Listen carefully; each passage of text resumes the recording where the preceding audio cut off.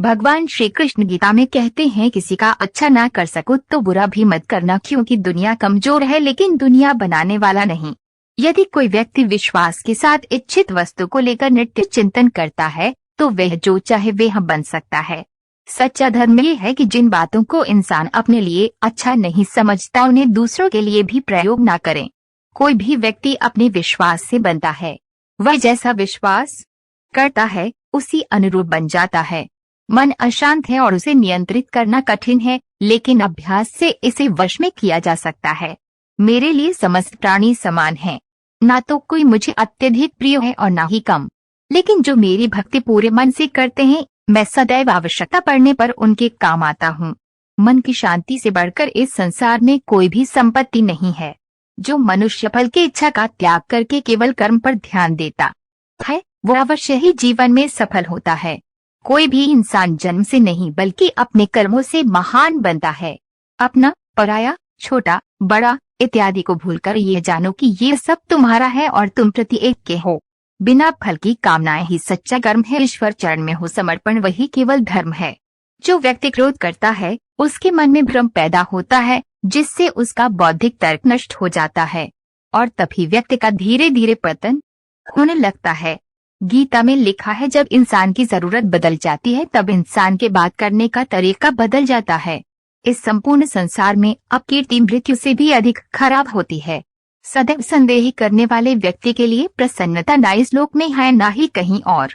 जीवन में सफलता का ताला दो चाबियों से खुलता है, एक कठिन परिश्रम और दूसरा दृढ़ संकल्प। जो मन को नियंत्रित नहीं करते उनके लिए वह शत्रु के समान कार्य करता है। कठिन परिश्रम से बचने के लिए व्यक्ति को भाग्य और ईश्वर की इच्छा जैसे बहानों के बजाय चुनौतियों का सामना करना चाहिए।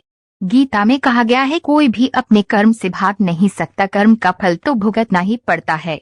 मनुष्य को अपने कर्मों के अच्छे और बुरे फल के विषय में सदैव सोचकर चिंताग्रस्त नहीं होना चाहिए। मनुष्य अपने विश्वास से निर्मित होता है, जैसा वह विश्वास करता है वैसा वह बन जाता है। जो मनुष्य प्रतिदिन खाने, सोने और आमोद प्रमोद के कार्यों में लिप्त रहता है वह नियमित तौर पर योगाभ्यास करके समस्त क्लेशों से छुटकारा पा सकता है। जब इंसान अपने काम में आनंद खोज लेते हैं तब वे पूर्णता प्राप्त करते हैं। श्रीमद् भागवत गीता का मुख्य उद्देश्य मानव कल्याण करना है, इसलिए प्रत्येक मनुष्य को सदैव मानव कल्याण की ओर अग्रसरित रहना चाहिए। भगवत गीता एक महाकाव्य ग्रंथ है जिसमें हमारी सभी समस्याओं का उत्तर है। स्वतंत्रता आंदोलन के समय कई नेताओं के लिए प्रेरणा की पुस्तक थी।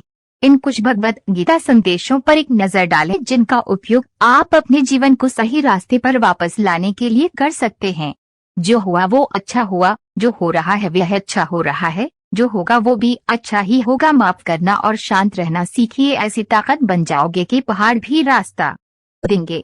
व्यक्ति को अपनी इंद्रियों को वश में रखने के लिए बुद्धि और मन को नियंत्रित रखना होगा। जो होने वाला है वो होकर ही रहता है और जो नहीं होने वाला वे कभी नहीं होता। ऐसा निश्चय जिनकी बुद्धि में होता है उन्हें चिंता कभी नहीं सताती है।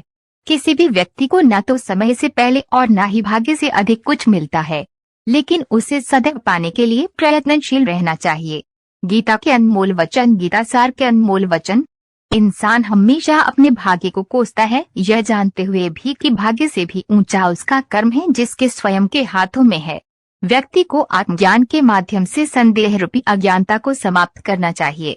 मैं उन्हें ज्ञान देता हूँ जो सदा मुझसे जुड़े रहते हैं और जो मुझसे प्रेम करते हैं। सत्य कभी दावा नहीं करता कि मैं सत्य हूँ, लेकिन झूठ हमेशा दावा करता है कि सिर्फ मैं ही सत्य हूँ। परिवर्तन संसार का नियम है। समय के साथ संसार में हर चीज परिवर्तन के नियम का पालन करती है। हालांकि मैं भूत, भविष्य और वर्तमान काल के तीनों जीवों को जानता हूँ, लेकिन मुझे वास्तव में कोई नहीं जानता है। संयम, सदाचार, स्नेह, सेवा ये गुण सत्संग के बिना नहीं आते। मनुष्य जिस रूप में ईश्वर को याद करता है ईश्वर भी उसे उसी रूप में दर्शन देते हैं। अपने कर्तव्य का पालन करना ही प्रकृति द्वारा निर्धारित किया हुआ हो, वो कोई पास नहीं है। सज्जन व्यक्तियों को सदैव अच्छा व्यवहार करना चाहिए, क्योंकि इन्हीं के पद चिन्हों पर सामान्य व्यक्ति अपने रास्ते चुनता है। बुद्धिमान को अपनी चेतना को एकजुट करना चाहिए और फल के लिए इच्छा छोड़ देनी चाहिए।